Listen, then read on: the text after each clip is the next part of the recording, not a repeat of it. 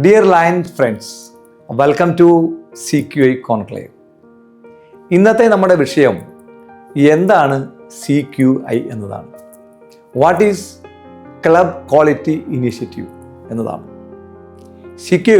CQI is a planning tool to improve your clubs.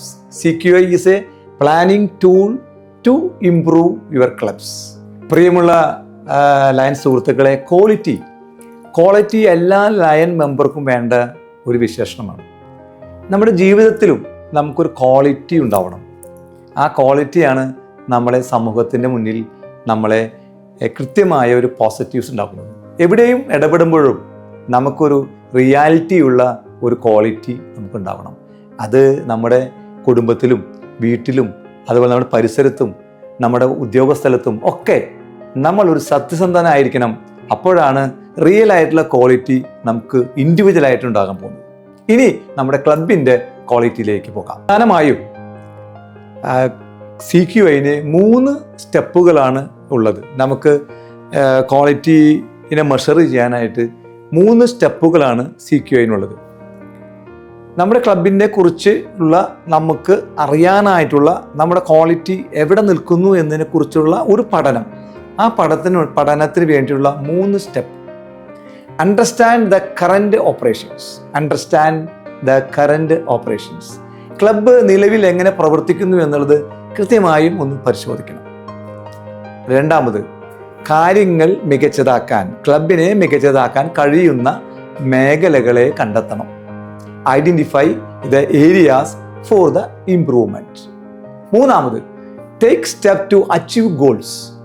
നമുക്ക് ഈ അനാലിസിസിലൂടെ നമ്മൾ കൃത്യതയോടുകൂടി കണ്ടെത്തുന്ന കാര്യങ്ങളെ നമുക്ക് ക്ലബിനെ കൂടുതൽ ശക്തമാക്കാനും സജീവമാക്കാനും ഉള്ള പ്രവർത്തനങ്ങൾ ആസൂത്രണം ചെയ്യണം.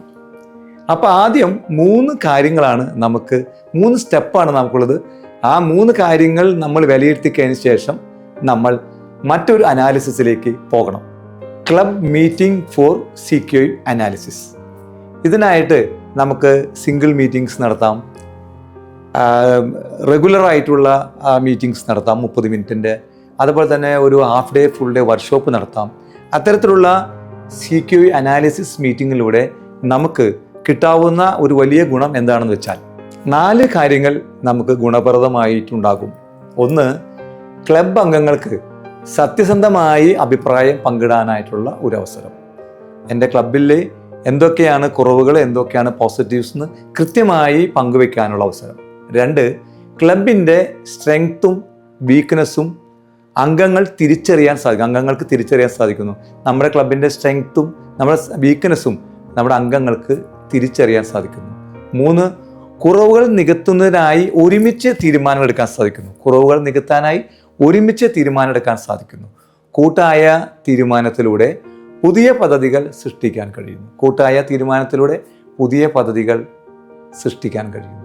ഈ അനാലിസിസ് മീറ്റിങ്ങുകളിലൂടെ നമുക്ക് എന്തെങ്കിലും ഒന്നൊക്കെ കണ്ടെത്താൻ സാധിക്കും. ഈ അനാലിസിസ് മീറ്റിങ്ങിൽ പ്രധാനമായും നമ്മൾ ചർച്ച ചെയ്യുന്നതും അവസാനം നമുക്ക് കിട്ടാൻ പോകുന്ന റിസൾട്ടുകൾ എന്താണെന്ന് വെച്ചാൽ, നമ്മൾ അനാലിസിസ് സ്റ്റഡിയിലൂടെ സാധാരണ കണ്ടെത്തുന്ന 8 കാര്യങ്ങളാണ് സാധാരണ കണ്ടെത്തുക. ഈ അനാലിസിസ് സ്റ്റഡി കഴിയുമ്പോൾ നമുക്ക് കണ്ടെത്താൻ പറ്റിയ കാര്യങ്ങൾ 8 കാര്യങ്ങളാണ്. അതിലൊന്ന്, rejuvenate your club with new members. പുതിയ മെമ്പർമാരെ നമ്മുടെ ക്ലബിലേക്ക് കൊണ്ടുവരണം. പുതിയ ആശയങ്ങൾ നമ്മൾ പങ്കുവെക്കണം.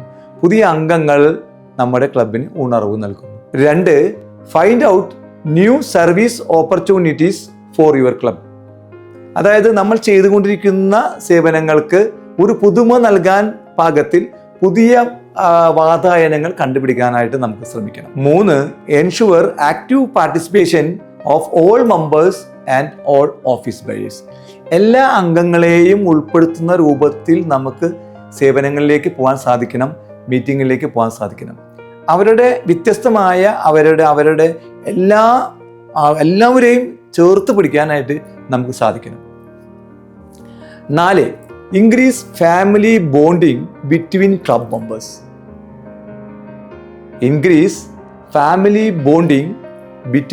മെമ്പേഴ്സ്. ഒരു ഫാമിലി ക്ലബിന് മാത്രമേ നമുക്കൊരു ക്വാളിറ്റി പ്രതിദാനം ചെയ്യാൻ സാധിക്കുകയുള്ളൂ. നല്ല ഒരു ക്വാളിറ്റി ഉള്ള നല്ല ഫാമിലി ബോണ്ടിങ് ഉള്ള ഒരു ക്ലബ്ബായിട്ട് നമുക്ക് ഉയരണം. 5, share your club achievements with your society. Share your club achievements with your society. നിങ്ങളുടെ എല്ലാ അച്ചീവ്മെൻറ്റ്സും നമ്മുടെ സമൂഹം അറിയണം. സമൂഹത്തിൻ്റെ ഉള്ളിലേക്ക് നമ്മുടെ എല്ലാ പ്രവർത്തനങ്ങളും എത്തിക്കാൻ നമുക്ക് കഴിയണം. 6, identify and encourage the skills of every club member. Identify and encourage the skills of every club member. എല്ലാ മെമ്പർമാർക്കും ഓരോ കഴിവുകൾ ഉണ്ടാവും. ആ കഴിവുകൾ മുഴുവൻ കണ്ടെത്താനായിട്ട് നമ്മുടെ ഭാരവാഹികൾക്ക് കഴിയണം. ആ കഴിവുകളെ മുഴുവൻ സമന്വയിപ്പിക്കുമ്പോഴാണ് വളരെ ശക്തമായ ഒരു ക്ലബ്ബ് ആയി നമുക്ക് മാറാൻ കഴിയുന്നത്. 7, club members must improve their knowledge about our institution. Club members must improve the knowledge about the lions club international. വളരെ വ്യത്യസ്തമായി നമുക്ക് ഒരു 50 കാര്യങ്ങളെങ്കിലും ലയൺസ് പ്ലസ് ഇന്റർനാഷണലിനെ കുറിച്ചുള്ള ഒരു 50 കാര്യങ്ങളുടെ ഉത്തരമെങ്കിലും പറയാൻ എല്ലാ മെമ്പർമാർക്കും കഴിയണം. ഏറ്റവും ലളിതമായിട്ടുള്ള പ്രസ്ഥാനത്തിനെ കുറിച്ചുള്ള കാര്യങ്ങൾ അറിയാനായിട്ട് എല്ലാ മെമ്പർമാർക്കും അറിയാനായിട്ടുള്ള സെമിനാറുകളും ക്ലാസ്സുകളും ഒക്കെ സംഘടിപ്പിക്കണം. 8, visit our website and lion portal for more details about their service. ലോകത്തിലെ ഏറ്റവും വലിയ വെബ്സൈറ്റ് അത് ലയൺസ് ക്ലബ് ഇന്റർനാഷണലിലാണ്. ലോകത്തിലെ ഏറ്റവും വലിയ പോർട്ടൽ അത് ലയൺസ് ക്ലബ് ഇന്റർനാഷണലിലാണ്. അത്രയും വാല്യുബിൾ ആയിട്ടുള്ള ആ പോർട്ടലും വെബ്സൈറ്റൊക്കെ സന്ദർശിച്ച് നമ്മുടെ സർവീസിനെ കുറിച്ചും നമ്മുടെ സംഘടനയെക്കുറിച്ചും ധാരാളമായി പഠിക്കും. അപ്പോൾ അതുകൊണ്ട് നമുക്ക് ഐഡൻറ്റിഫൈ ചെയ്യാം. ഈ അനാലിസിലൂടെ നമുക്ക് കിട്ടുന്ന 8 പ്രധാനപ്പെട്ട കാര്യങ്ങൾ. ഇനിയും ഒരുപാട് കാര്യങ്ങൾ ഒരുപക്ഷെ കിട്ടിയായിരിക്കാം. പക്ഷേ ഈ 8 കാര്യങ്ങൾ മിക്കവാറും കിട്ടിക്കൊണ്ടിരിക്കുന്ന കാര്യങ്ങളാണെന്നാണ് കണക്ക്. അപ്പോൾ അതുകൊണ്ട് നമുക്ക് ആ ഒരു അനാലിസിസിലേക്ക് ആദ്യം പോവാം. ആ അനാലിസിന് ശേഷം നമുക്ക് സ്മാർട്ട് ഗോൾസ് ബിൽഡ് ചെയ്യണം. Features of smart goals. എന്ത് സൈസിലുള്ള ഗോളുകളാണ് നമുക്ക് അതിനുശേഷം ഉണ്ടാക്കേണ്ടത്? നമ്മുടെ മുഴുവൻ അനാലിസിസും കഴിഞ്ഞ ശേഷം നമുക്ക് സ്മാർട്ട് ഗോളുകൾ ഉണ്ടാക്കണം.